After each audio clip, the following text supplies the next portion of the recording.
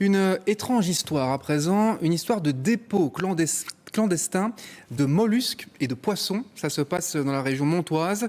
On parle de plusieurs tonnes dans plusieurs communes à quelques jours d'intervalle. Alors qui est derrière cette pollution pour le moins particulière? Vous en conviendrez. Le point avec Arthur Ebencuis. Dans des champs, des impasses ou sur des routes isolées, à Bernissart, Avray et Anzy, 5 dépôts sauvages de plusieurs tonnes de mollusques, certains encore dans leur carton, ont été découverts en fin de semaine dernière. J'ai eu la grosse surprise samedi matin de découvrir un énorme tas de ce que je croyais que c'était des poulpes et des pieuvres. Là-bas, c'était des seiches. Plusieurs tonnes, puisqu'il y avait au moins 150 paquets de 20 kilos chacun. C'est une énorme surprise étant donné que c'est la première fois qu'on a ce genre de choses. Habituellement, ce sont des pneus, des déchets de construction, des ordures ménagères.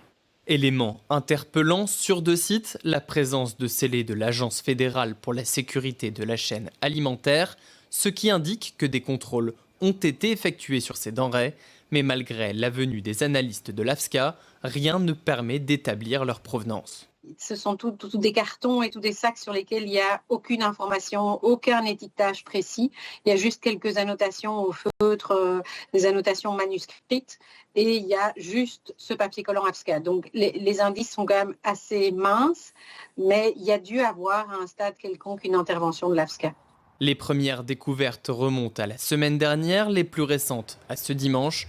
Mais existe-t-il un lien entre les dépôts et ont-ils été faits le même jour? C'est à ces questions que le parquet et les enquêteurs tentent désormais de répondre pour identifier les responsables.